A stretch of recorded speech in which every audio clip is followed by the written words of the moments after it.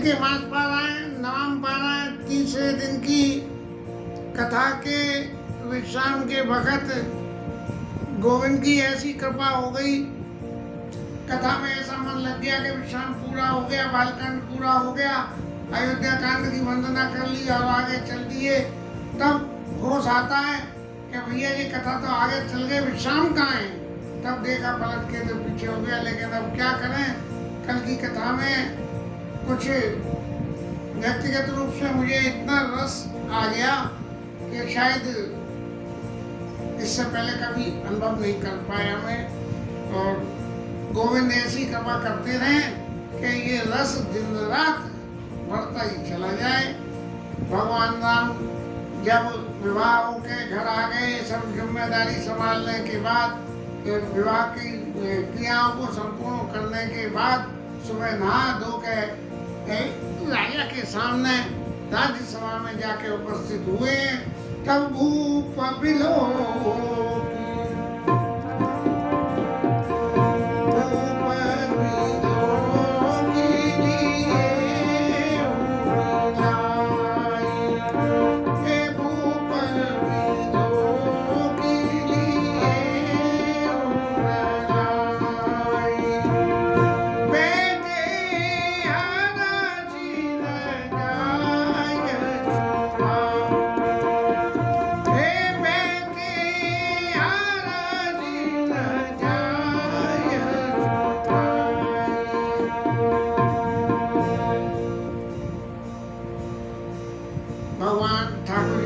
दशरथ जी के पास में पधारे हैं और उनको देख के दशरथ जी ने हृदय से लगा लिया। और फिर राम जी को जब राजा ने आज्ञा दी तब उन्होंने बैठे हर्ष रचाए सिपाही, पिता की भी आज्ञा लेके सामने बैठा जाता है, नहीं तो खड़े ही रहते हैं। अपने से बड़ों के सामने क्या स्थिति होती है ये बचपन में हमने भी देखी थी। अपने बाबा के सामने हम जब तक बाबा कहना दे तब तक हम बैठ नहीं पाते थे, ऐसी स्थिति थी। लेकिन ये सारे फॉर्मूले आचरण के अब तो ऑब्सोलीट हो गए। अब तो नए नए फॉर्मूले आ गए कि पापा से मम्मी से सबसे मिले तो बोले हाई और हम कहाँ जाई। बस ऐसे ही कुल संपर्क रह गया है। लेकिन भगवान राम का जीवन मर्यादा पूर्ण था और उस मर्यादा को भगवान ने पूरी तरह निर्वाह किया।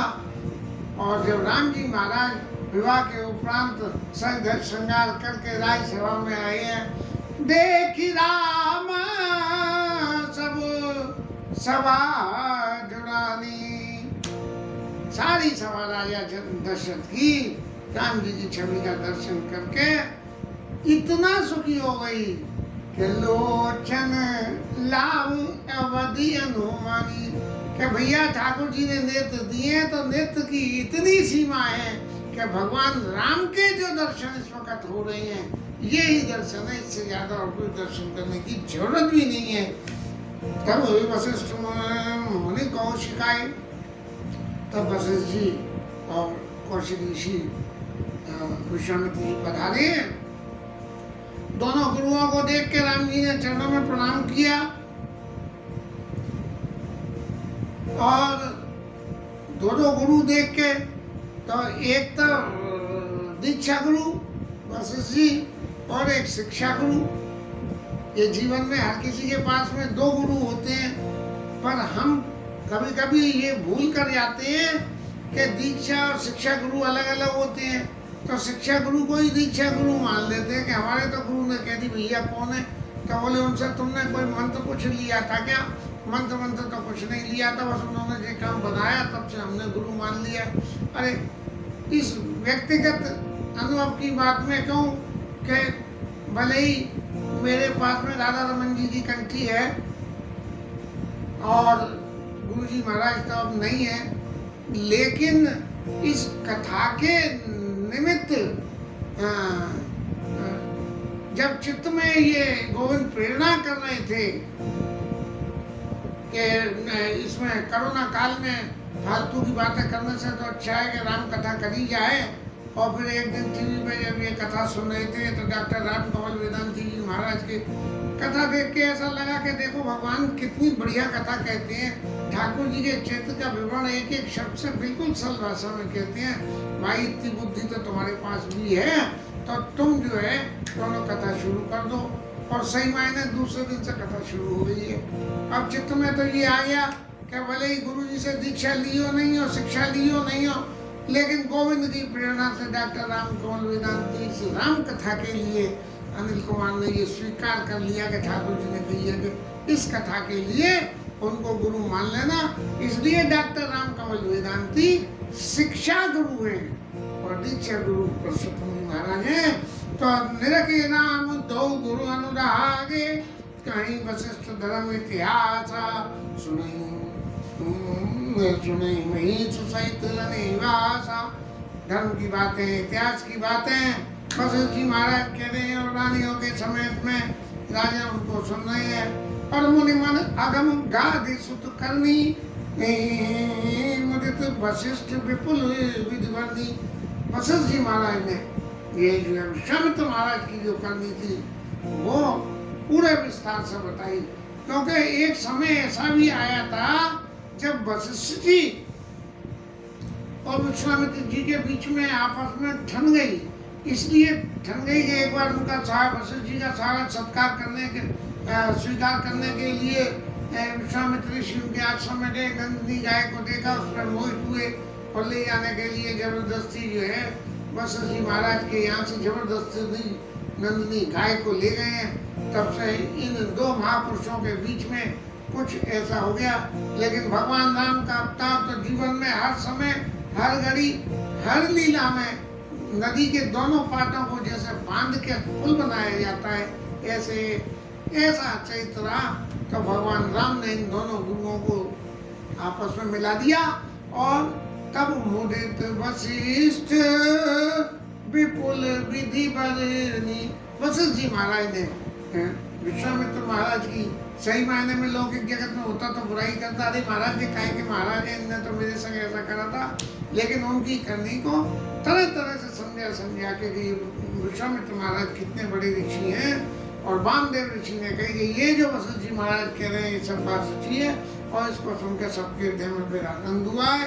इस तरह से दिन बीतते चले जा रहे हैं और सब राजा ने अपने परिवार के समेत और विश्वामित्र ऋषि को विदा किया है। और फिर गोस्वामी जी महाराज अपनी बात कहते हुए ने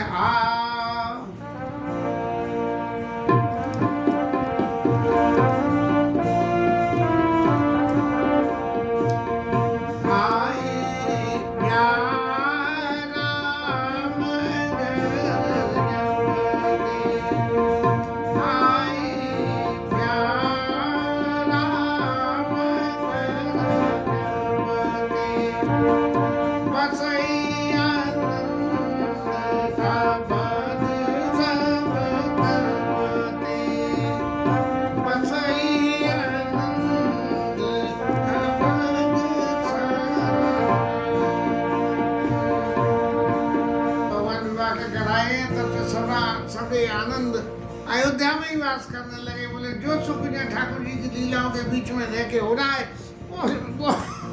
वो सुख इस संसार में कहीं नहीं है। तो उस सुख के लिए सारे आनंद के साधन अयोध्या में ही निवास कर गए हैं। अब तुलसीदास महाराज जी से कही गई कि महाराज राम जी का तो ब्याह हो गया, आपने इतना सब लिखा और ये कथा को कहा, तो महाराज इस ब्याह में बारातियों को तो भोजन पानी मान सम्मान सब कुछ मिला है। बोले आपको भी कुछ मिला? बोले हाँ मिला। क्या मिला? निज गिरा पावन करन कारण राम जैसे तुलसी कहो। बोले महाराज मैंने तो ये अपनी जिह्वा को पवित्र करने के लिए कराए और भगवान राम के चरित्र को वर्णन करके मेरी जिह्वा पवित्र हुई है।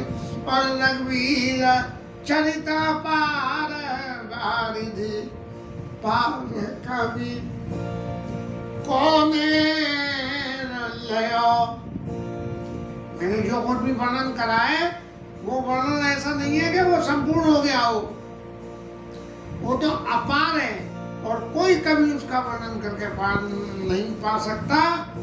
लेकिन उपवीत ब्याह उत्साह मंगल, ये जो जनेऊ ठाकुर जी का विवाह और उसका उत्साह और उनके जीवन के मंगल, उपवीत ब्याह उत्साह मंगल सुनिए सादर गावई। जो श्रद्धा के समय दिन उत्सवों का जो है वो गान करते हैं, तो वे देहि राम प्रसाद तेजन सर्वदा सुख पावई। सीताराम जी के प्रसाद से हमेशा सुखी होंगे। अब सुखी होने की परिभाषा तो बहुत है, लेकिन ये सुखी होने की परिभाषा एक ही है कि जहाँ तक भगवान के चरित्र को गान करने से जो सुख होना है, संसारिक सुख तो आते हैं जाते हैं, कर्म से बंधे हुए हैं, लेकिन भगवान के चरित्र के गान करने का जो सुख है वो तो वैदेही राम प्रसाद तेजन सर्वदा सुख पावई। भगवान के चरित्र को गान करने के सुख को हमेशा प्राप्त करते हैं। श्री रघुवीर विवाह जैसे में उनका वही सुने जिनका सदा उछा मंगला यतन राम जसु। भगवान राम का यश मंगलों को देने वाला है। ऐसा करके शाम के चरवात बूढ़ो सुता देवा पगा पुस्तके भाले वाले विदुर गले तटल में शोरस बिहार सोयं भूत विभूषण सुरवर सर्वाद सर्वदा सर्व सर्वगत शिव शशनिमा शंकरमात्मा प्रसन्नताम या नगता विचेकस्वता नममले वनवास दुःखदा मुखाम्बुज श्रीनकुन्दनस्य मे सदास्तु सामञ्जनमङ्गलप्रदा नीलाम्बुजश्यामलकोमलाङ्गं सीता समानोपतमां भागं बाणोमासाय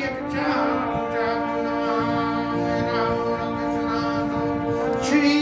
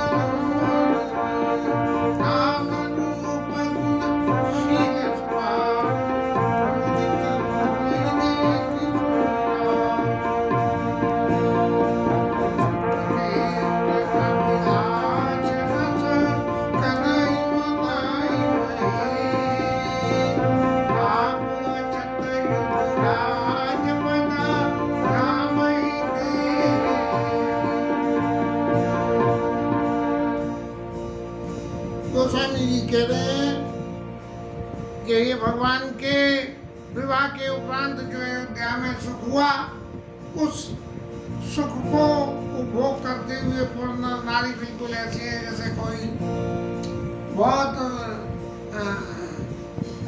किसी आभूषण में मणियां जड़ी हुई हो, ऐसे पूर्ण नारी जो है मणिगण पूर्ण नार सी आती है। ये जो जैसे मणि जड़ी आती है ऐसे पूर्वासी मणियों की तरह सुचि अमोल सुंदर सर्वाती और सब तरह से पवित्र है अयोध्या के वासी। और बिल्कुल ऐसा लगने लगा कि बस भैया अब तो विधाता की करतूत इतनी है कि ये जो सुख अयोध्या में बसा हुआ है इससे ज्यादा सुख इस पृथ्वी पे और कहीं नहीं है।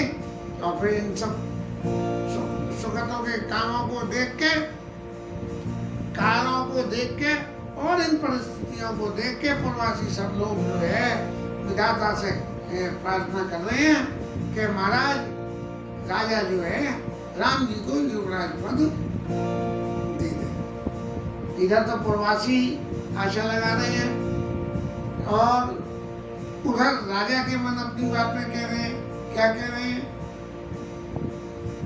कि जब राजा को राम जी विवाह के उपरांत जो भी व्यवहार कर रही है उसे देख देख के उसकी सराहना जब प्रवासी या उनके सभासद लोग करते हैं तो राजा के हृदय में बहुत मन में सुख होता है। और इस सुख को देखते हुए ऐसा सोचने लगे सब मिलके न पायो बरार राम कहूं दे जीवन लाभ ले महाराज अब तक तो आप जीवन का लाभ ले लो, राम जी को राज्याभिषेक दे ही दो। और ऐसा पाके जो है मौका देख के राजा दशरथ गुरु जी के पास गए और जाके उनको अपने मन की बात कही है। और राजा दशरथ ने ये कहा कि महाराज आप आज्ञा दो तो मैं कुछ अपने मन की बात कहूँ। गुरु जी ने कहा कि महाराज आपको आज्ञा देने की जरूरत ही क्या है। राजन राउर नाम जसु जिसका जो खुद नहीं जिसका नाम ही सब अवमित दातार जो कुछ इच्छा करो वो जिसका नाम ही दे देता है सिर्फ उसका नाम लेने से। और फलनगामी मई मन अभिलाष तुम्हार तो राजा लोग जो है नाम लेके जब उनका और कोई चित्त में संकल्प विचार करें तो मन अभिलाष तुम्हारे मन में जो अभिलाषा पैदा होगी वो सभी अभिलाषाएं बिना कुछ किसी से मांगे हुई पूर्ति हो जाएंगे। जीवन में कोई भी कार्य करने जाओ यदि उस काम की डोर जरा सी जिंदगी की डोर सौंप हाथ दीना नाथ के और मेलों में राके चाहे क्या है मैं तो मेरा ही चाहे करना फल आशा त्याग शुभ कर्म करते रहिए और सीताराम सीताराम सीताराम कहिए। ये भजन इसके ऊपर में लागू हो जाता है। गुरु जी के सब तरह से प्रसन्न जान के राजा ने कही कि महाराज इनको राज्याभिषेक दे दिया जाए।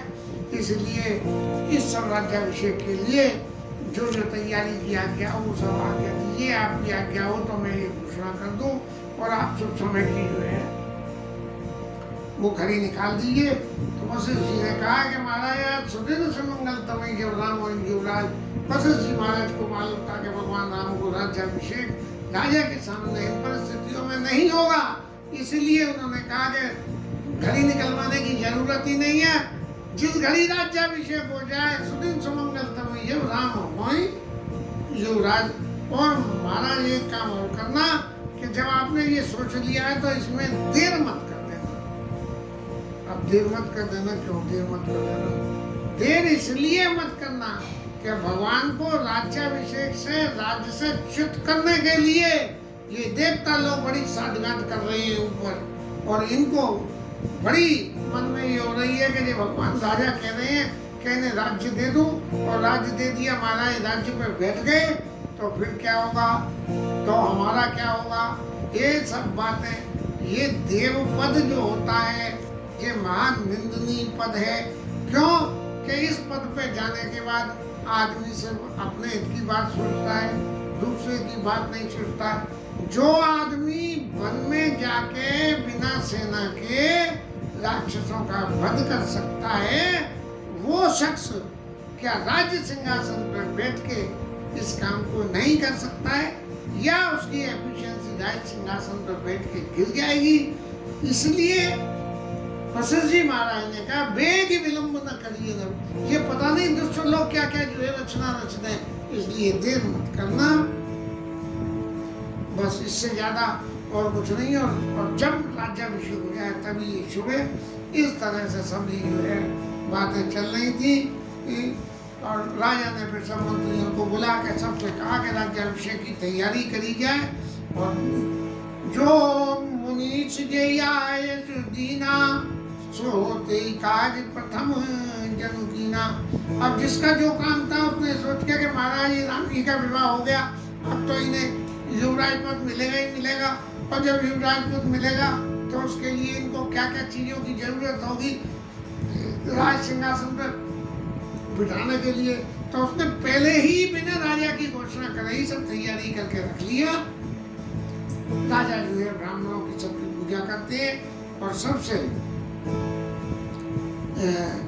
ये प्रार्थना करते हैं कि देव दया कर जय भी धोई राम कल्याणु, देव दया कर सो वरदानु, आप वो वरदान दीजिए जिससे हमारे राम जी का कल्याण हो। और जब सब लोगों ने ये बातें सुनी कि राम जी को जो है राज्याभिषेक होने वाला है, तो राम सिया तना सगुन जनाए पर कई सुभग पर कई मंगल अंग स्वाए। ये भगवान राम को अभिषेक होने वाला है, इसकी खबर सुन के मंगल अंग सीता जी राम जी के फड़कने लगे। अब लौकिक हिसाब में तो मंगल का हुआ भैया, राज्य मिलने की घोषणा हो और वन में जाना पड़े, लेकिन मंगल सबरा एक ही है कि भगवान का अवतार तो दूसरों के हित के लिए होता है, राक्षसों के नाश के लिए, विनाशाय दुष्कृताम धर्म संस्थापनार्थाय समभामी युगे युगे। मैं तो युग युग में जो है धर्म की स्थापना के लिए और साधुओं की रक्षा के लिए, दुष्टों के नाश के लिए आता हूँ। तो उनके लिए तो भैया दुष्टों का नाश करने की तैयारी करने हमारी लीला का अगला चरण नेक्स्ट फेज शुरू हो जाएगा। जैसे एक के बाद एक दूसरा कोई ना कोई जो है काम शुरू होता है, तो लोग आप कह रहे थे सेकेंड फेज, थर्ड फेज। वो उत्तर प्रदेश की योगी सरकार 2, 1 और 2 ऐसे ही हो जाते हैं। तो ठाकुर जी को जब ये लगा कि मंगल अंग फड़क रही हैं और ये सब होगा, और इन सब के साथ में एक काम और होगा कि मेरे भैया भरत का चरित्र इस पृथ्वी पर उजागर हो जाएगा। ये मंगल सगुन की बात है। राम शीतल सगुन जनाए फल गई मंगल अंग सुहाए, पुलके प्रेम परस्पर का गई और भरत आगमन सूचक गई। देखिए आपस में दोनों बात कर रहे हैं पति पत्नी, और ये कह रहे हैं कि ये मंगल सगुन फड़क रहे हैं, इनसे और चाहे जो कुछ हो नहीं हो, लेकिन हमारे भरत भैया जो है आने वाली हैं। अब बहुत दिन हो गए हैं, वो विवाह के बाद नंसाल चले गए, तो वहाँ से आए ही नहीं है। और ये जो मंगल अंग फड़क रहे हैं, ये कह रहे हैं कि किसी अति प्रिय आदमी से, किसी अति प्रिय व्यक्ति से ही आपकी भेंट होगी। तो भरत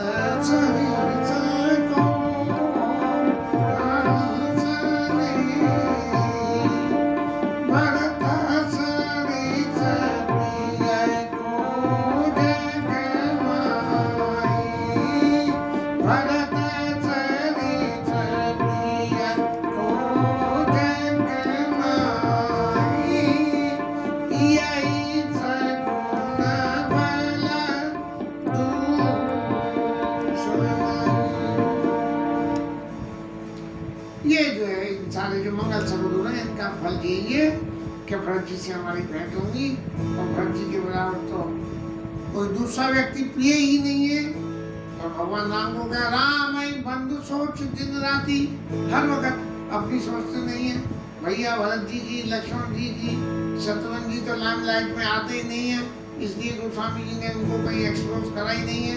लेकिन लक्ष्मण जी और भरत जी को कथा में जगह जगह पे अच्छी तरह से एक्सपोज करा है। ए अवसर मंगल परम सुंदर है सो मत लघु भारती बीच विलास। अब रंगराज को खबर मिली और सब लोग सुखी हो गए। और जब सब लोगों को जहाँ जहाँ बात जा रही है वहां से फैलती जा रही है, तब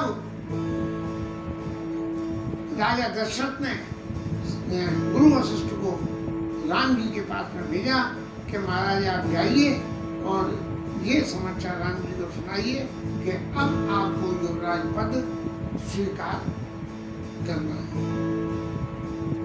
जब ये वशिष्ठ जी महाराज राम जी के दरवाजे पर पहुंचे हैं, तब सादर अरगा देई घर आने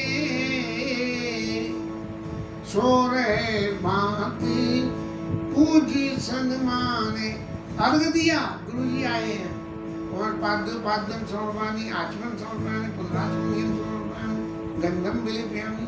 ऐसे तरह से 16 प्रकार षोडशोपचार से पूजा उनकी करके और गए चरण सिय सहित बहोरी, बोले राम कमल कर जोड़ी। राम जी ने गुरु जी से निवेदन किया, सेवक सदना स्वामी आगमनो और मंगल मूल अमंगल दवनु। महाराज सेवक के घर पर स्वामी का आगमन हो जाए तो सब प्रकार के मंगल मिट जाते हैं। आपने मेरे ऊपर ऐसी कृपा करी, लेकिन फिर भी मर्यादा के हिसाब से मर्यादा ऐसी कहती है, तदापि उचित जना बोल सप्रीति। महाराज किसी को भेज के मुझे बुलवा लेते, पठाइए काज नाथ असनीति।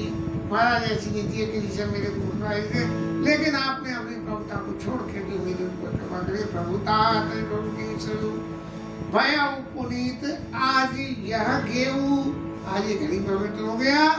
आए तो वही सो करो गोसाई, सेवक लई स्वामी सेवकाई। महाराज जब आप जो आज्ञा दो कि मैं आपकी क्या सेवा करूं, आपका किस कारण से यहाँ आगमन हुआ है और जिस उद्देश्य को लेके आप आए हो उस उद्देश्य के बारे में मुझे पता लगे। और राम जी के स्वभाव का वर्णन करते हुए गुरु जी महाराज ने कहीं कि राजा ने तुम्हारे लिए महाराज तुम्हें अभिषेक हो जाएगा, ऐसी बात नहीं। भूप अभिषेक समाजू और चाक देना तुम्हें बुझाजू। कैसी गुरु भाषा गुरु जी महाराज जब बोलते हैं तब गुरु भाषा ही बोलते हैं। चाहे राज्य की बात हो, चाहे भरत जी के चरित्र को प्रकाशमान की बात हो, और चाहे भरत जी को राज्याभिषेक की बात हो, इन सब बातों में अपनी बड़ी गूढ़ शैली में चतुरता से कहते हैं कि राजा ने सोचा है कि आपको राज्याभिषेक दे, तो इसलिए मैं राम करो सब सिमरन आजू जो विधि कुशल निभाए करू। महाराज आप कुछ सही सब संयम कर लीजिए, जिससे विधाता इस सारे कार्य को आनंद से लटवा दे। ये नहीं कि महाराज ने तो सोची है, उनकी बात तो कभी पूरी हो ही नहीं पाएगी, उनके रहते हुए आप राज सिंहासन पर बैठ नहीं पाओगे। ऐसे जो है महाराज आप सब संयम करिए। और जब गुरु जी महाराज राम जी को शिक्षा देकर चले गए हैं, तब उनके मन में, राम जी के मन में एक ये भावना पैदा होके आई कि देखिए हम चारों भाई संग संग तो पैदा हुए, संग संग सब काम करे हैं, लेकिन फिर भी विमला वांछा अनुचित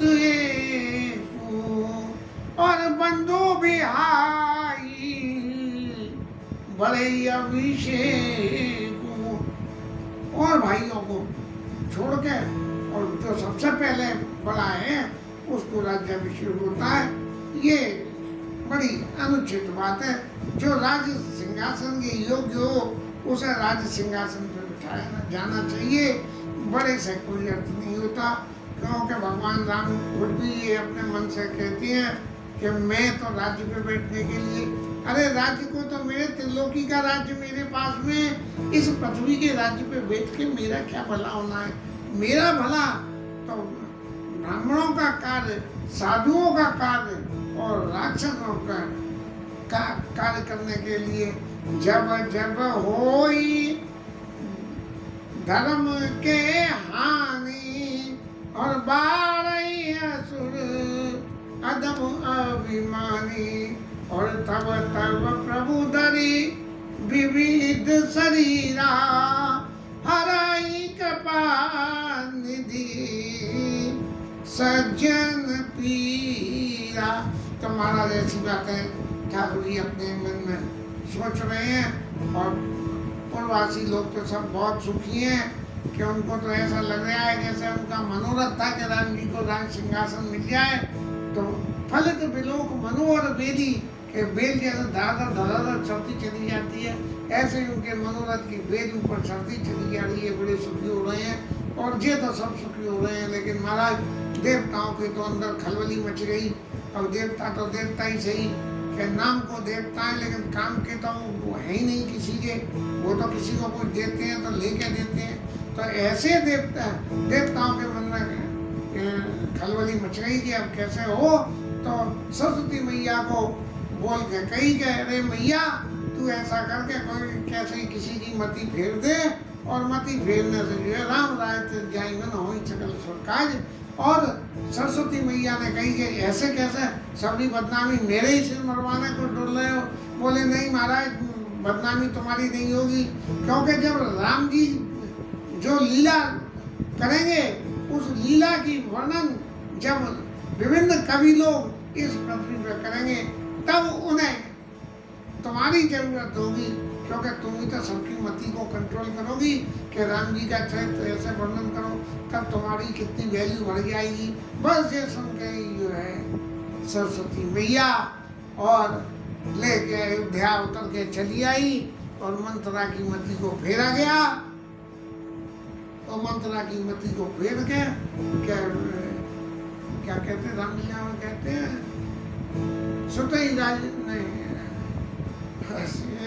रामलीला की बातें इतने साल हो गए इसलिए, हालांकि कितने ही रुचे पचे रहे रामलीला से जुड़े हुए, लेकिन वो बातें भी अब विस्मृति में ही आ गई। कुछ अवस्था जनित भी ये विस्मृति हो गई है। तब जो है आई मंत्रा की मति फिर गई, और मंत्रा की मति फिरने से मंत्रा को ये सब अयोध्या में अकेले एक ऐसी स्त्री थी जिसको ये सब विपरीत लग रहा था। बाकी सब लोगों को तो बहुत सुंदर और बड़ा ऐसा लग रहा था कि हमारे मनोरथ में जो कुछ था वो मनोरथ की बेल हमारी ऊपर चढ़ती चली जा रही है। तभी वो कैकेयी मैया के पास में आई है, और जैसे नाटकी लोग करते हैं ऐसे सांस फुलाती हुई आई है। और कैकेयी मैया ने जब पूछी कि अरे मंत्रा क्या बात है, तो वो कुछ बोलती नहीं है। और जब वो नहीं बोलती है तो हमने कहा कि भैया सब ठीक ठाक तो हैं। बोले हाँ सब ठीक है, और तो सब ठीक है, लेकिन तुम्हें क्या पड़ी, कोई ठीक हो चाहे नहीं हो, तुम्हें तो सोने से ही फुर्सत नहीं है। ऐसी बातें कह के उन्होंने कैकेयी को अपने झांपे में फंसा लिया। सब है राम का कहे सिकिन कुशल राम मई पाल, और भरत लखन रिपु धवन सुने भाग कुबड़ी और साल। तुमने पूछी भरत सही है, राम जी सही है, लक्ष्मण जी सही है, शत्रुघ्न जी सही है। सोई उसके जो है चित्त में ऐसी आग लग गई, और आग लग के उन्होंने कहा कि तुम्हें तो कुछ दिख ही नहीं दिया कि ये क्या नाटक हो रहा है। राजा के संग मिलके कौशल्याम्बा ने ये सब राम जी के इसलिए राज्याभिषेक की लगन रखा ली, और आपको पता ही नहीं है। सत्य हकीकत में ये राम राज्य के अभिषेक की तिथि न निकलने से ये अभिषेक होना है, ये निश्चित तो हुआ ही नहीं। क्या अभिषेक इस दिन होना है, और जब तक दिन अभिषेक नहीं हो, निश्चित नहीं हो, तब तक अभिषेक की घोषणा ही मात्र है, एग्जीक्यूशन नहीं हो तब तक है। और यहाँ पूरी अयोध्या जो है इसको चाह रही है, तो उसने इस बात को जोड़ के भय उपाक दिन सजत समाजू और तुम पाई सुध मोई सजाजू। 15 दिन हो गए महारानी, ये सब सजा क्यों कि एक दूसरे से कम्युनिकेट हो रहा है, प्रवासी कह रहे हैं, ये कह रहे हैं, उसने कह दी 15 दिन हो गए, 15 दिन में और तुमसे जो है किसी ने कुछ कही नहीं। लेकिन जब ये सब तैयार हो जाए कि भाई अभिषेक का सामान आ गया, मंगल सब आ गए, गुरु जी ने राम जी को जाके खबर कर दी, तब जो है जाके जनान खाने में तो खबर तभी दी जाएगी, नहीं जनान खाने में पहले से खबर दे दो तो पता नहीं कौन कौन सी जो है किंतु परंतु निकाल दी जाती है। इसलिए जो है मेरी विद्या बुद्धि के हिसाब से राजा ने जनान खाने में खबर नहीं दी है, और जब ये सब तय होकर पक्का हो गया तो राजा जनान खाने में खबर देने के लिए कैकेयी के पास गए हैं, और कैकेयी के पास जाके राजा दशरथ ने नहीं बीच में कथा रह गई महाराज। मंथरा और कैकेयी संवाद में मंथरा ने जब ये कही कि तुम समझ नहीं गई हो, इसका परिणाम क्या होगा कि इसका परिणाम ये होगा कि राम जी राजा हो जाएंगे तो भरत जी को बंदी गृह में डाल दिया जाएगा। जबकि ये संत लोग ऐसा कहते हैं कि कौशल्या और कैकेयी दोनों ने अपने पुत्रों को बदल दिया था। कैकेयी मैया ने राम जी को स्वीकार किया और राम जी को स्वीकार किया, और कौशल्या मैया ने भरत जी को स्वीकार किया। क्यों कि जब सुनैना जी के सामने ये प्रसंग आया है, भरत जी और राम जी वन में चले गए, भरत जी ने शासन स्वीकार नहीं करके वन में गए, राम जी के पास में सब लोग गए हैं, तब उस वक़्त कौशल्या अम्बा से मिलने जनक जी का वनवास गया है, तो कौशल्या जी ने ये बात कही है कि जाने सदा भरत कुल दीपा बार बार मई कहू मई बा।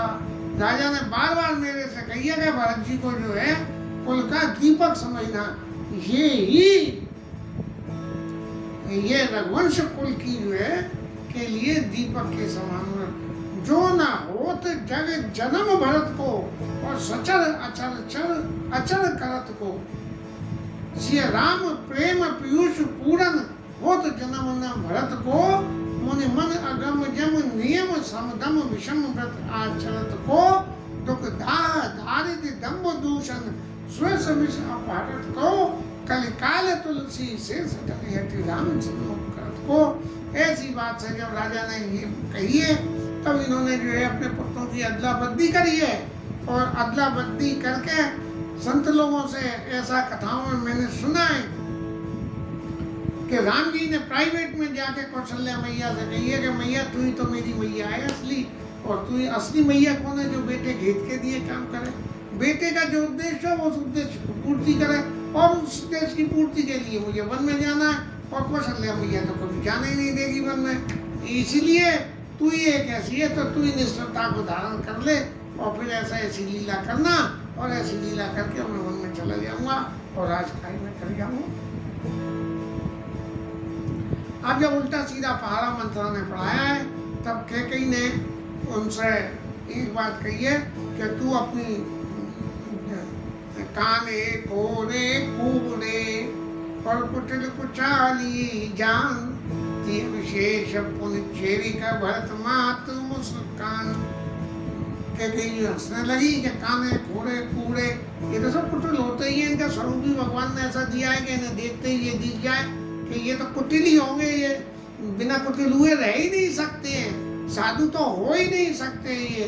वो हमारे खेमा महाराज भी तो बड़े कुटिल थे, जो कुछ भी लीला है तो वर्षों हो गई इन बातों को।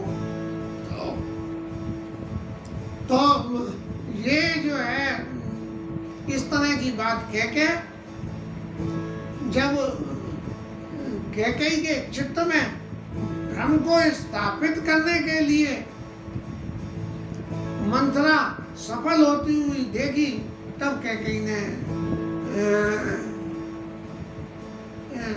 मंथरा से कही है, प्राण ते अधिका राम प्रिय मोरे, और तिनके तिलक क्षोभ कस तोड़े। अरे मेरे को तो प्राणों के समान प्रिय है, फिर तुझे क्यों हो रहा है ये क्षोभ? और जब ये क्षोभ तेरे को हो रहा है तो उसका कारण क्या है? तब मंथरा ने उल्टी सीधी पढ़ा के, और नहीं अभी तो रह गए, और ये कहा, लक्ष्मण कोटि कुटिल कीने कपट बोध, और कैसी कथा सत्सवत के ध्येय विधि बाल विरोध, दुनिया भर के विरोध की बातें कह के सौतों में तो ऐसा ही होता है। उसके मन को कैकेयी के मन को पलट दिया, और कैकेयी भैया ने ये कहा मंथरा को, सबई राम सबई प्रिया जेई विधि मोही।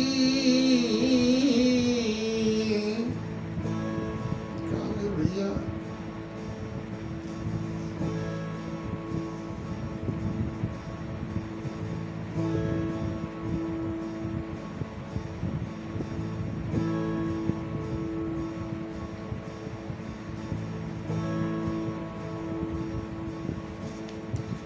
कैकेयी मैया उनसे कहती है, कैकेयी मैया मंथरा से कहती है कि देख, तू तो ये कहती है कि राम जो है इन लोगों ने मिलके नाटक रचाए और राम जी को राज सिंहासन दिलाने के लिए, लेकिन मैंने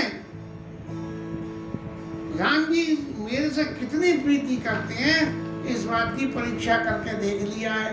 बस अब ये परीक्षा करते हैं कि देखने वाले शब्द को सुनते ही मंथरा को मिल गया कि अब तो पक्का गुरु मंत्र मिल गया कि इनके मन में संदेह हो पैदा किया जा सकता है। और फिर उन्होंने रजपति कोटि कुटिल कीने से कपट प्रबोध, कैसे कथा सत सबत के ध्येय विधि बाल विरोध, कद्रु विदते ही दिन देख तुम्हें कौशला देव, और भरत बंद के से लखन राम के देव। ऐसी उल्टी सीधी बातें समझा के और उन्होंने कैकेयी को अपने वश में कर लिया। और फिर कैकेयी कोप भवन में गई है। कोप भवन में जाने के बाद राजा उनको ये सब समाचार राम तिलक का देने के लिए गए हैं। और जो इसकी कैकेयी के साज श्रृंगार की जो विवरण दिया, जो साज श्रृंगार उन्होंने सजाया, राजा को बहुत दुख पैदा हुआ उसे देख के। और जाके जो है कैकेयी की सही मायने में जाके कैकेयी की बटरिंग करने लगी। ये कथा का ये थोड़ा सा पार्ट एक ऐसा लगता है कि राजा दशरथ के चित्त की जो कमजोरी थी वो गोस्वामी जी ने उजागर कर दी। हर व्यक्ति के जीवन में कितनी भी सफलता हो, कितना भी कुछ हो, उसके पास कितनी भी सम्मति हो, कितनी भी संपत्ति हो, फिर भी उसके अंदर कोई ना कोई एक लेक्यूना रह जाता है। और वो लेक्यूना क्या था कि जानत प्रिया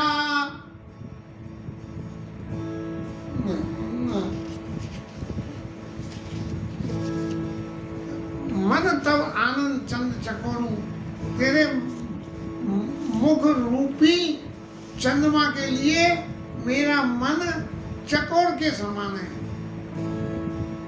एक इतनी बड़ी बात राजा दशरथ ने कह दी कि इस बात का शाब्दिक अर्थ यदि निकाला जाए तो शाब्दिक अर्थ तो ये निकलता है कि राजा दशरथ सब तरह से संयमी होते हुए भी अत्यंत कामी रहे और इन काम की वासना के प्रति इस वृद्धावस्था में भी पुत्र प्राप्त होने के बाद भी, यज्ञ के माध्यम से पुत्र प्राप्त होने के बाद भी काम की जो अधिकता चित्त में थी वो कम नहीं हुई और उन्होंने कैकेयी से ये कही कि तू किसका तो सिर काट दूं, किसको देश निकाल दूं, किस गरीब को राजा बना दूं, ऐसी सी बातें ये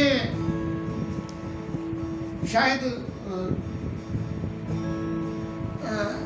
समाज के लिए अनुकूल बातें न हो, लेकिन इन सब का बहुत गूढ़ अर्थ है। इस गूढ़ अर्थ में जाएंगे तो आज का जो है ये पाठ पूरा नहीं हो पाएगा। इसलिए जब रेगुलर कथा में आएंगे तब इसके ऊपर के राजा कैसे कामी पुरुषों में गिनती हुई और कैसे उनको फिर भी समाज में सम्मान मिला, इसकी व्याख्या करेंगे। अब जब राजा ने ऐसी बातें कही और रानी ने ये देखा तो वो जो है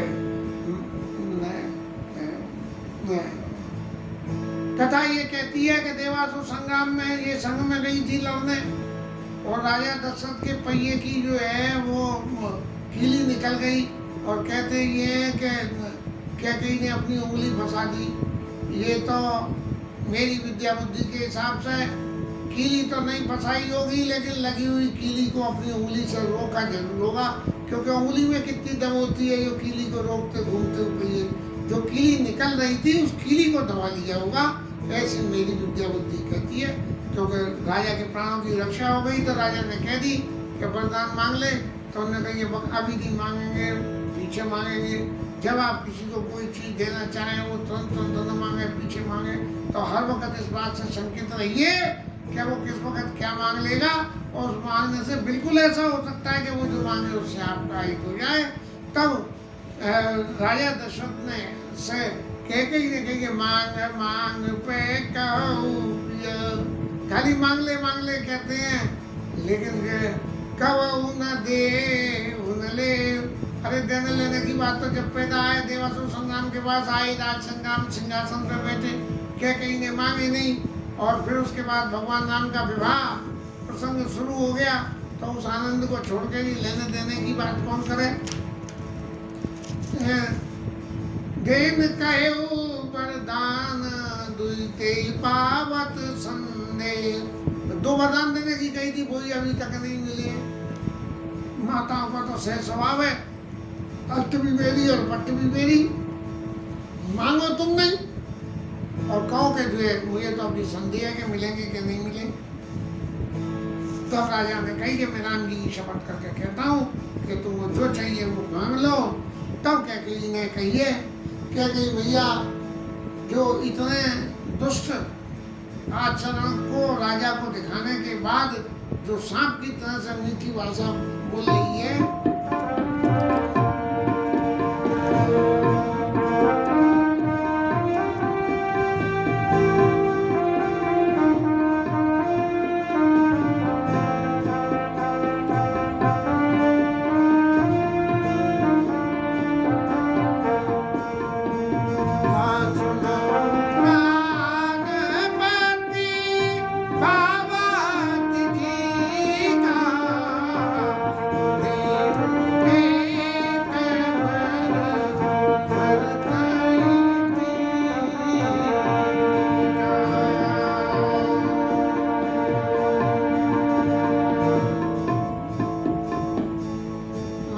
वरदान देना चाहते हो तो जो पहला वरदान मुझे दो, भरत जी को राजा बना दो। कैकेयी ने कह दी, सुन ली, कोई बात नहीं। और दूसरा वर मांगने के लिए तो राजा के इतना मक्खन लगाया,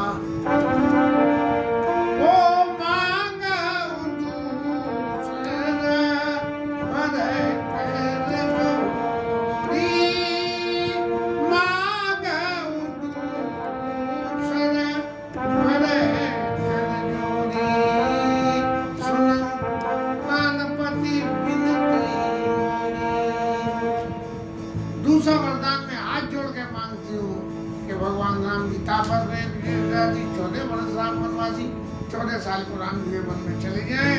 राजा जो है निश्चित होके बिल्कुल निढाल हो गए और अपनी सारी परिस्थितियों को कैकेयी के सामने प्रकट करने के बाद भी जब कैकेयी नहीं मानी है, इससे पहले कैकेयी ने राजा को और एक झटका लगा दिया कि महाराज आप जो है दूसरे वरदान की बात सुन के और ऐसे बेहोश होकर नाटक रच रहे हो क्या? तो आप मेरी बात सुन लो। तप्रात मुनिवेश धरा जो न राम बन जाए और मोर मरण राउरेशु न पसम जिया मन माई। कल सोए ही नहीं चले जाए तो ये दूसरे वर के संग में कंडीशन है। अगर दूसरे वर के संग में ये कंडीशन है और राजा की मति तो जो है कैकेयी में फंसी हुई थी, इसलिए उनकी तो विवेकशीलता खत्म हो गई। नहीं तो वो उनको सीधा सा ये कहना था कि तूने मांग लिया कल प्रातः, तो कल प्रातः से पहले तू भरत जी को लिया तो मैं राज्याभिषेक करूँ। क्योंकि नंसाल गए तेरी माँ के यहाँ तो गए वो, है ना, तो उन्हें लिया और उन्हें ले आके मैं उन्हें राज्याभिषेक कर दूं। लेकिन ये काम भी तू कल से पहले ही कर ले तो कल राम जी जो है चले जाएंगे। लेकिन राजा का मन तब आनंद चंद चकोरू, इस तरह से जो राजा की स्थिति थी और इन स्थिति को करते हुए राजा बेहोश होकर पड़ गए हैं। सुबह सब लोग वहाँ जागे और सबने ये कहा कि आज राजा क्यों नहीं जगे हैं और सुमंत जी जाई, सुमंत जगाइए जाई और कीजिए राज जय पाई।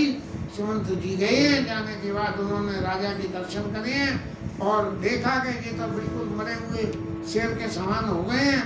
तब उन्होंने जो है कैकेयी से पूछी है कि परी न राजई नींद निसी, रात को जो है नींद नहीं आई है, हे तू जान जगदीश नींद क्यों नहीं आई है, ये तो मुझे नहीं मालूम। कितनी चतुरता से कैकेयी की मति फेरी गई है। हा? जो विधि जन्म देई कर छो, कैकेयी मैया कह रही है कि विधाता यदि मेरे को दूसरा जन्म कृपा करके भी दे, मेरे कर्मों से नहीं कृपा करके दे तो क्या हो राम सिय पूत पतो, राम जी पुत्रों और सीता मेरी जो है बहू को ऐसी भावना वाली की ये हालत हो गई कि हो तो प्रात मुनिवेश धर जो न राम बन जाए और मोर मरण राव ऐसे न प्रसमझिए मन माई। तो फिर वो जो है सब परिस्थितियां होके अपनी बातों को रखने के लिए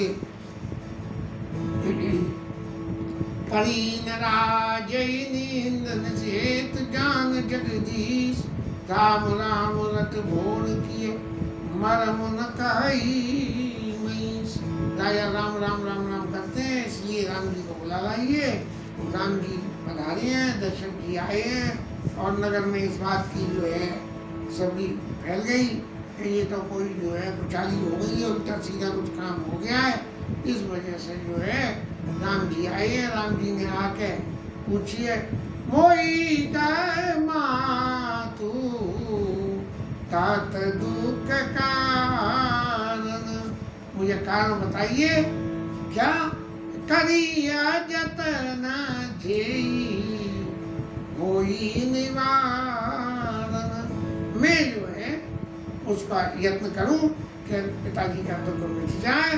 तब कैकेयी ने कहा सुनो राम सब कारण एऊ, राजई तुम पर बहुत स्नेहु, धैन कहेऊ मोई दुई वरदाना, मांगेऊ जो कछु मोई स्वाना।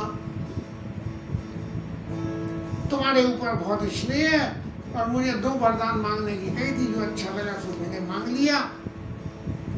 बस उस बात को सुन के इनके घर में संकोच हो गया है, लेकिन तुम्हारा संकोच नहीं छोड़ पा रहे हैं, इस वजह से ये सबसे ज्यादा दुखी है। तो तुम अपना संकोच छुड़वाने के लिए ऐसा यत्न करो कि इनका संकोच छूट जाए।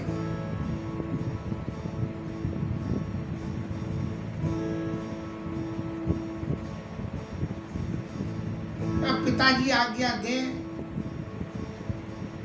तब ये काम आगे हो, और पिताजी आज्ञा देने के लिए पिताजी की आज्ञा का क्या महत्व है वो राम जी कह रहे, मन मुझसे काई भान कुल भानो राम से आनंद निदानो। रामचंद्र जी जो है जो सहजी आनंद में रहते हैं वो जो है बोलेंगे तने मात पितृतोषण यारा दुर्लभ जन संसारा। माता जी मुझे को तो ये बड़ा अवसर मिला है कि मैं पिताजी के संतोष के लिए कुछ करूं, इसलिए अब आप कह रही हो कि मेरे को वन में जाना है, तो वन में जाने के लिए तो आप समझ लो कि मुझे तो बड़ी खुशी हो रही है कि पिता दिन वही कानन राजू, और तो सब कह रहे हैं कि अयोध्या का राज्य दिया है, लेकिन मुझे तो राज्य दिया है लेकिन वन का राज्य दिया है।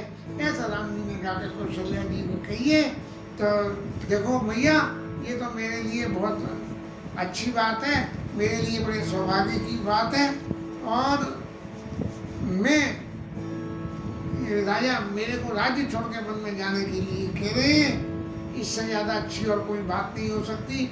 और इन बातों से भी अच्छी एक बात हो रही कि भरत प्राण प्रिय पावई राजो विधि सब विधि मोई सन्मुख राजू। भरत प्राण प्रिय भरत भैया जो है वो राज्य पाएंगे, मेरे लिए इससे अच्छी कोई बात नहीं है। अरे ऐसे भी मूर्ख से मूर्ख भी आदमी होगा माता जी, तो वो भी जो है ऐसा नहीं करेगा। सहज सरल रघुबर बचन कुमति कुटिल कर ज्ञान चले जोक जल वक्र गति यद्यपि सलिल समान। क्या कहीं ऐसी कुटिल हो गई कि सीधी सीधी बात को भी घुमा के, जैसे भंवर होती है पानी में, गहरे पानियों में भंवर होती है, गोल गोल पानी के समान ही होती है, पानी तो बहता है सीधा और भंवर गोल गोल होती है। ऐसे कह के मैया जी घुमा घुमा के बातों को कह रही है। और फिर और उसके संग में एक और अलंकार लगा दिया कि शपथ तुम्हार भरत के आना। तुम्हारी शपथ और मुझे भरत जी का जो है आन, माने यदि मैं गलत कह रही हूँ तो भरत जी को नुकसान हो। शपथ तुम्हार भरत के आना दूसरे तो तात नहीं जाना। मुझे दूसरा कोई हेतु कारण इसका पता नहीं है कि राजा को इतनी तकलीफ क्यों हो रही है, लेकिन फिर भी यदि आप कुछ करना चाहते हो तो राजा से ये कहो कि बुढ़ापे में उनकी जो है राजा की बदनामी नहीं हो, इसलिए पिताजी को ऐसी बातें आप समझाइए। और फिर राजा की मूर्छा जगी है। सुमंत जी ने कहा कि राम जी पधारे हैं। राजा की आंखों से नेत्रों से आंसू बहने लगा, और राम जी को बार बार हृदय से लगाने लगे। न राजा ने कुछ कही, न राम जी ने कुछ राजा से पूछी, और सारी परिस्थितियां देख के और राजा से कहने लगे, महाराज थोड़ी बात लागी दुख पावा, जरा सी बात के लिए आप तकलीफ पा रहे हो। और काहे न मोई कही प्रथम जनावा। अरे मुझसे पहले ही कह देते, भैया ने कही जब भी मुझे बुला के कह देते कि देखना चाहिए तुम्हारी जो है छोटी माँ क्या कह रही है तुमसे, बस सोई सब काम हो जाता। और तो आपकी इस परिस्थिति को देख के माँ ने कहा, और माँ से पूछा, और माँ ने सारी बात मुझे बता दी है। ये नहीं कहा कि सारी बात क्या क्या बताई है, सिर्फ क्या सुदेख गुसायु पूछ्यो माता सुनित प्रसंग भय शीतल गाता। सब शरीर में मेरे शीतलता आ गई। कितना बढ़िया काम हो रहा है। और महाराज पृथ्वी पर जो है इसका जन्म सफल है कि माता पिता के की खुशी के लिए अपना सब कुछ त्याग कर दे। ऐसी परिस्थितियों में प्रवासी लोगों को सबको खबर मिली, सब मिलके जो है विधाता को गाली देने लगे कि इसने ऐसा तुमने दिया। और यहाँ तक हो गई कि लोग कहने लगे कि भरत जी ने जो है इसीलिए मैदान छोड़ के भग गए हैं यहाँ से और वहाँ चले गए, कई देश चले गए हैं कि जो है मैं तो हूँ नहीं और पीछे से मैया तू दम कर दियो। दूसरे लोग आगे कहने लगे कि नहीं भैया भरत जी ऐसे नहीं है। और कुछ तो यहाँ तक कहने सुकत जाइस कहत तुम्हारे राम भरत को प्राण प्यारे। भरत जी को रणसिंह जी प्राणों के समान प्रिय। इन सब बातों को ध्यान में इतना शोक और वो हो गया फैल गया कि लोग मुस्काई लोचन समय शोक न हृदय समाई और मनो करुण रस कट गई उतरी अमट बजाई। राम जी को जब ये सब पता लगा तो बोले विदा मातु सन आवो मांगी, माँ से जाकर मैं विदा मांग जाऊं। और चली आई बनाई बहुरी पगलारी, मैं जो है आपके चरणों की वंदना करके और मैं वन में चला जाऊंगा। अब राम जी ये करके कौशल्या जी के पास गए और जिन लोगों के बीच में उठक बैठक थी उन सबों को भी ऐसा लगा कि ये कह मैया ऐसा कुटिलपन छाई गई है तो हमें भी दोष आएगा। तो सब लोग जाकर विप्र बधू को मानने लगे जे प्रिय परम कैकेयी के नहीं, जो कैकेयी को बहुत प्रिय थी वो गई। लगी देन सुखशील सराई और वचन बान सम लागी ताई। कैकेयी के शील की सराहना करके उनसे कहने लगी और उनको वचन ऐसे लगने लगे उन बूढ़ी माताओं के कि जैसे उसको वचन बाण उनको बाण मारे जा रहे हैं। जो कुछ भी हुआ उनके कैकेयी के अभागे को छोड़ के सकिन सिकावन दीन शुद्ध मदन पर नामित ते कछुकान नकीन कुटिल प्रबोधि कुबड़ी। अब माता जी के पास में कौशल्या मैया के पास में राम जी गए और जाके उन्होंने कही कौशल्या मैया को तो ये खबर भी नहीं है कि इनको राज्याभिषेक होना है। तब उन्होंने जाके कही है कि पिता दीन मोहि कानन राजू और वैद सब विधि मोहि सन मुख राजू। और क्या जो है कौन से जंगल का राज्य दे दिया। तब जो है मंत्री जी के पुत्र सुमंत जी के पुत्र उनके साथ थे और उन्होंने सब प्रसंग सुनाया। और राम जी कह रहे विपिन 4-10 बरस 4-10 विपिन बस कर पुत्र बचन प्रमाण आई पाय पुनि देखियो और मन जन कर सी मलान। 14 वर्ष में भी आके मैं आ जाऊंगा माता जी, आप जरा भी वो मत करिए। उसी समय लक्ष्मण जी आए हैं, सुन के बन जाने की तैयारी हो गई है। राम जी ने बहुत कुछ समझाया, लक्ष्मण जी नहीं माने और नाथ दास में स्वामी तुम तजो तो का बसाई। महाराज आपके बिना मेरा जीवन बेकार है, लेकिन आप स्वामी और मैं आपका दास हूँ। अगर आप छोड़ भी दोगे तो मेरे तजो तो का बसाई, मेरी विशांत है ही कहाँ है मैं आपको कोई समझा के कह सकूं। जब लक्ष्मण जी को के बारे में राम जी ने विचार किया तब उनकी समझ में आया कि लक्ष्मण जी बिल्कुल सच कह रहे हैं। और उन्होंने कहा विदा मात सुनाबो मारी चलो चलो नहीं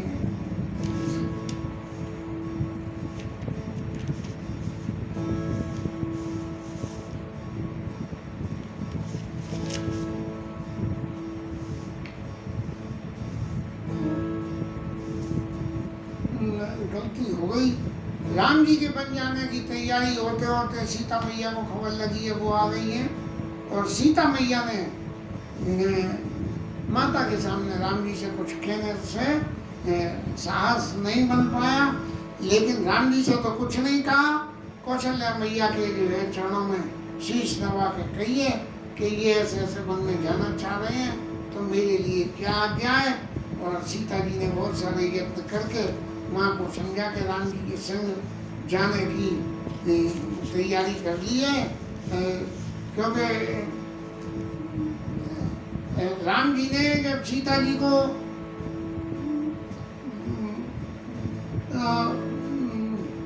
राम जी ने सीता जी को वन में जाने के लिए समझाने की जब क्रिया करी है, तब उसका जो शुरुआत हुई है उसमें राम जी को समझाते हुए कह रहे, मात समीप कहत सकुचाई, है बोले समो समुझी मन माई। तब मन में समझ के और कह रहे हैं, क्या कह रहे हैं, राजे कुमारी सिखावन सुनो। समझा तो रहे हैं पत्नी को और कह रहे हैं राजकुमारी। तो भगवान ने जितने भी उपदेश ये जो जानकी मैया को दिए हैं वो उपदेश राजकुमारियों के लिए, सीता जी के ऊपर वो कोई उपदेश लागू नहीं होते हैं। सीता जी ने सत्यनारायण राम जी का संतोष करा, लक्ष्मण जी को पता लग गई और लक्ष्मण जी भी आए और सीता जी और राम जी जो है कौशल्या मैया की वंदना करके आगे चले गए। लक्ष्मण जी मिल गए और लक्ष्मण जी ने जब चलने के लक्ष्मण जी ने जब वन चलने के लिए राम जी को राजी कर लिया, तब राम जी ने कहा,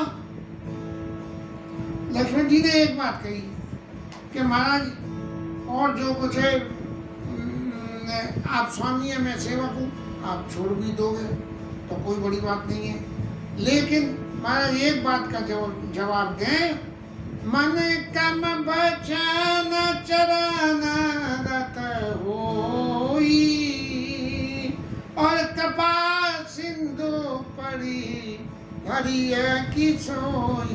मन वचन और कर्म से जो तुम्हारे आदि ने महाराज उसे भी छूट दोगे तो जो आप स्वतंत्र से आपके आदि ने जब आप नहीं रहोगे तो वो कैसे रहेगा। ऐसी बात सुनकर राम जी का मन पिघल गया और उन्होंने मांगो विदा माँ सुन जाई और आओ वे चलो वन भाई, माता जी से आज्ञा मांग के आ जाओ और वन में चलो।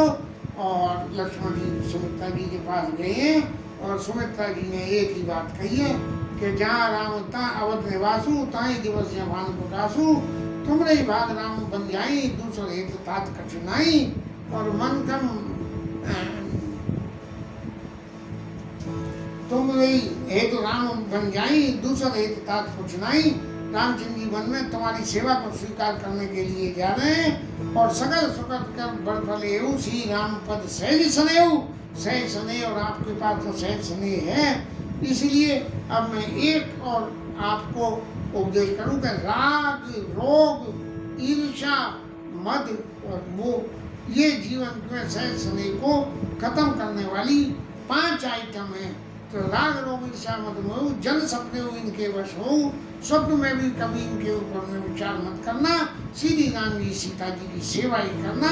सकल प्रकार विकार व्यायी मन कर्म वचन करे सेवकाई, तुम का वंश भांत समात सुपासु, प्रिय पितु मातु राम सिय जासु। सीता जी राम जी तुम्हारे माता पिता के इसलिए तुम्हें तो कोई चिंता करने की बात ही नहीं है। और जय न राम बन लाई करेसु सोई सिद्ध करो, यही उपदेशु। बन जाने के लिए मेरा एक ही उपदेश है कि सीता जी राम जी को वन में किसी प्रकार की तकलीफ नहीं हो, आप ऐसा ही करना। उपदेश या जय तात तुमरे राम सिय सुख पावई, पित मात प्रिय परिवार पुरजन सुरत वन बिसरा रही। तुलसी प्रभु इच्छित ध्येय आशीष दीन पुनिया इच्छिदई, रति हो अविरल अमल शी रघुवीर पद लिखत नहीं। और ये आशीर्वाद देके भेजा कि तुम्हें भगवान राम के चरणों में नित्य नई नई प्रीति पैदा हो। और इस तरह से लक्ष्मण जी को संग लेके सब लोग जो है लक्ष्मण जी, राम जी और सीता जी और राजा के सामने पहुंच गए हैं। राजा बहुत परेशान हुए और शंकर जी से कहने लगे कि हमारा आशुतोष तुम अब डर दानी, आरती हरऊ दीन जन जानी। तुम तो आशुतोष हो महाराज, सबकी भाषा पूरी कर देते हो। तो राम जी को ऐसी मति दे दो कि बच्चन मोर तज राही गए पड़ी हरी शील सनी, मेरे वचनों का त्याग करके शील और स्नेह को छोड़ के घर ले जाए। यदि थोड़ा सा विचार करें, ये सब बातें कामी पुरुष के लिए लागू होती हैं। दशरथ जी को ये शोभा नहीं देती है, चूंकि ये लीला का पाठ है, इसलिए दशरथ जी से को ये सब कहना पड़ा है। नहीं तो दशरथ जी ने तो ये मांगा ही था, माने बेने फनी जिमी जल बिनु मीना, और मम जीवन तिमी तुम ही अधीना। जैसे मछली जल के बिना नहीं रह सकती है, ऐसे महाराज मेरा जीवन आपके अधीन हो। तो बोले महाराज आप जा रहे हो तो जाओ, मैं रोकने का क्या इंतजाम करूं? क्यों? क्या मेरा तो जीवन रहना ही नहीं है अगर आप चले जाओगे। जब जीवन रहना ही नहीं है तो फिर मैं जतन भी क्या करूं? असबर मांगी चरण गई रहे हो, भगवान के लिए चरणों को पकड़ लिया और वे मस्तकर्णा ने कहो उसी वरदान की जो है अब प्रकट होने का अवसर आ गया है। और राम जी वहाँ से चल दिए। दशरथ जी कहते हैं कि मेरे प्राण क्यों नहीं जा रहे, इनके सामने चले जाएं, लेकिन उनको तो शाप था कि वो जो है पुत्र के वियोग में जाएंगे प्राण, इसलिए वियोग हुआ। दशरथ जी ने प्राण त्यागे, नहीं सुमंत जी रथ में बिठा के, और दशरथ जी ने कहा कि रथ में बिठा के ले जाओ और इन्हें ले जाके और 4-6 दिन वन में घुमा के रोटी खा के ले आना। लेकिन जो है ये लोग राम जी, लक्ष्मण जी, सीता जी किसी भी बात पे उनसे तैयार नहीं हुए, और सबने सीता जी को समझाया, लेकिन फिर भी शंखपुर में जब जाके गए तब शंखपुर में जाके सुमंत जी ने राजा का सब संदेश कहा, लेकिन कोई भी उनके संदेश को मानने के लिए तैयार नहीं है। राम जी से उसने शंखपुर में क्या नाम है, निषाद राय ने कहा कि महाराज घर चलो, मेरे घर पर वास करना। भगवान ने कह दी कि मैं घर 14 साल के लिए घर नहीं जाऊंगा, इसलिए उनके लिए पवन कुटिया बनाई गई और विश्राम करा। विश्राम करने में जब राम जी और सीता जी शयन विश्राम कर रहे थे, उस वक्त लक्ष्मण जी ने और निषाद राज ने जो है पहरा लगाया है और आपस में बातचीत कर रहे हैं कि देखो कैसी कैसी परिस्थितियाँ, कर्म प्रधान विश्वकर्मा का जो जस कर रही तस्पल का, ऐसी सी परिस्थिति हो गई। राम जी ने ऐसे कर्म प्रधान कौन से कर लिए? तो राम जी ने जो पिछले समय में लोगों से शाप के रूप में आशीर्वाद लिया था, वही उनके कर्म थे, उसके वशीभूत होकर ये सब भी लीला करनी पड़ रही है। अब जब निषाद राज बहुत तकलीफ मान के अपनी भावना को व्यक्त करने लगे, तब लक्ष्मण जी ने कहा ताहू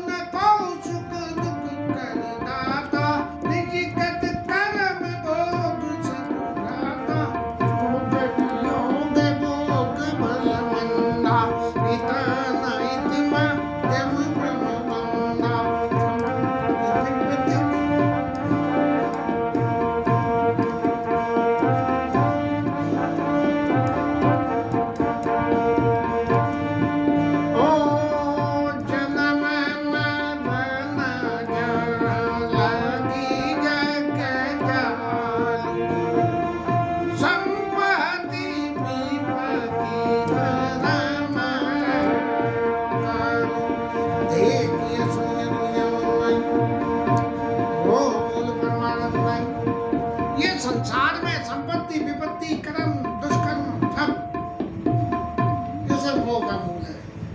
कैसे कि हम संसार में रह के संसार को अपना समझ रहे हैं और सब बातों को अपने अधीन समझ रहे हैं, ये हमारी सबसे बड़ी भूल है। क्यों कि कर्म प्रधान विश्व कर रखा, जो जस करे सो तत्फल चाखा, कर्म से प्रधान होता है।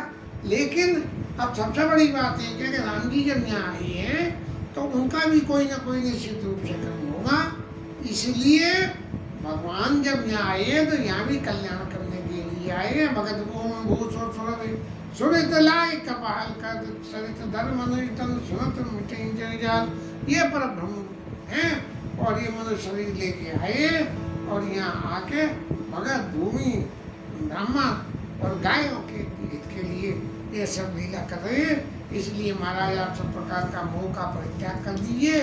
और सुबह का समय इसके बाद में हो गया और सुमंत जी को विदा करने का नंबर आ गया। सुमंत जी ने बहुत समझाया, राम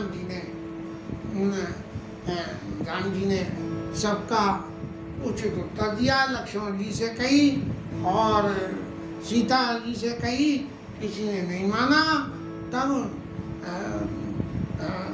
तब सुमंत जी बड़े निराश हो गए और बिल्कुल ऐसे कि जैसे कोई आदमी व्यापार करने घर से बाहर जाए और जो अपनी संपत्ति ले जाए, ऐसे अपनी सारी संपत्ति को गमा के और लौट के आ जाए, ऐसी स्थिति सुमंत जी की हो गई। और भय बस राम सुमंत पठाए सुरसर तीर, आपुत आए मांगी नाव न केवट आना, कही तुम्हारे मरम में जाना। केवट लीला का प्रसंग है। प्रसंग तो जो है 1 घंटे में भी पूरा नहीं हो सकता है। अभी कथा समय में 15-20 मिनट बचे हैं। केवट ने बहुत सेवा करी। इसकी रेगुलर कथा के वक्त में कथा कहेंगे, क्योंकि ये गर्दन में भी पट्टा बांधे ज़्यादा ही दर्द हो गया, बैठना भारी पड़ रहा है। इसलिए केवट ने बहुत सेवा करी। ठाकुर जी ने उसकी सेवा का फल उसे देना चाहा, केवट ने लेने से मना कर दिया। और गंगा पार उतर के ठाकुर जी ने सीता जी ने गंगा मैया की पूजा करके ये आशीष मांगा है कि मैं जो है पतिदेवर सन कुशल बहोरी आई करो जे पूजा तोरी, आके आपकी मैं पूजा करूं।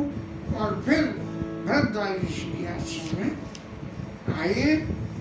सब लोग आज जो है तीर्थवासी राम जी को देखने आए हैं और उनकी राम जी के दर्शन करके सब ऐसे सभी राम पर प्रेम पारा नहीं भरद्वाज ऋषि के आश्रम पे आए और भरद्वाज जी ने रामचंद्र जी के गुणों का वर्णन कराए। राम जी को रामचंद्र जी के गुण बताए हैं भरद्वाज जी ने। और वही भरद्वाज जी ने याज्ञवल्क्य ऋषि से वही राम जी के गुणों की कथा को फिर दोबारा सुनाया, जिस कथा को तुलसीदास जी महाराज ने अपने रामचरितमानस में समावेश किया है।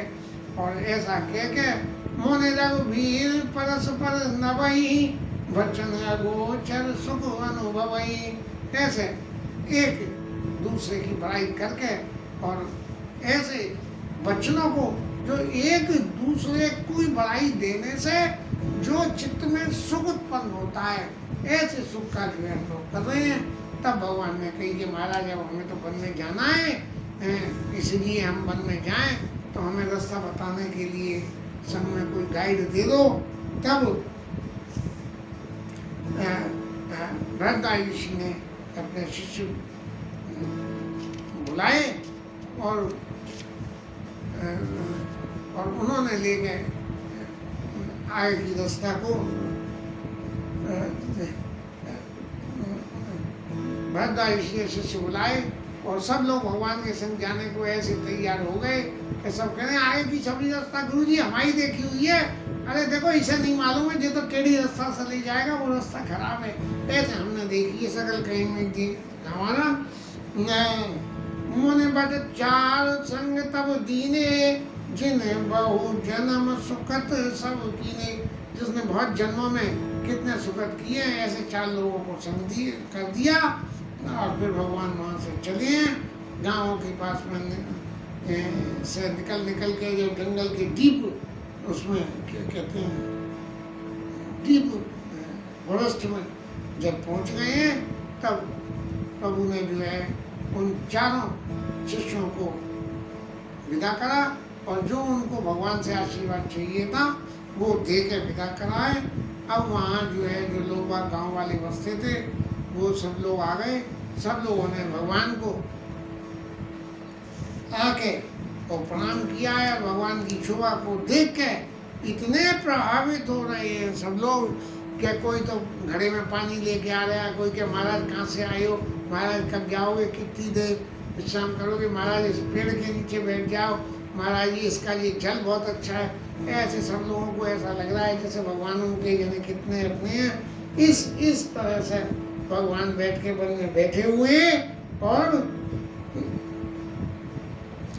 जटा मुकुट शीसन सुबग उर्वुज नयन विषाद शरद परब विधु बदन बर लसद श्वेत कन गाल।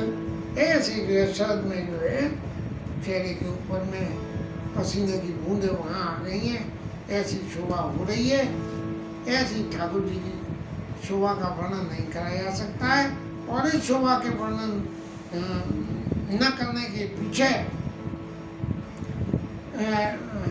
ग्रामवासी जो सुख ले रहे हैं उसकी कथा के विस्तार में वर्णन तो बहुत कुछ है, लेकिन आज तो फिर हार माननी पड़ रही है मेरे को कि आगे थोड़ा सा संकोच ये हो रहा है। पता नहीं कैसे ठाकुर जी सुन पाएंगे। ये उल्टी सीधी बोलने में भी अब तो गफलत हो रही है इस वक्त। श्यामल गौर किशोर वन सुंदर सुषमा शरद सर्वहीनाथ मुख शरद सरोरुवन। विषम तो यहाँ हो जाता है, लेकिन ग्रामवासी स्त्रियां जो हैं सीता जी को देख के और ऐसे भाई गांव वालों के लिए जब ये सामने आ गए और ये देखा भैया ये कहाँ से आए हैं, भाई उनके पास कोई टेली कम्युनिकेशन नहीं, कुछ नहीं, उनकी शोभा को देख के इतने विफल हो गए हैं। तब सीता जी से बात करके, गांव के पुरुष तो ज़्यादा जिज्ञासा रखने वाले नहीं होते हैं, स्त्रियों को ज़्यादा जो है माताओं को ज़्यादा जिज्ञासा की होती है, तो जिज्ञासा की शांति के लिए सीता जी के पास आके बैठती हैं और उनसे प्रश्न करती हैं। जिस लीला का विवरण कल से शुरू होगा तब तक के लिए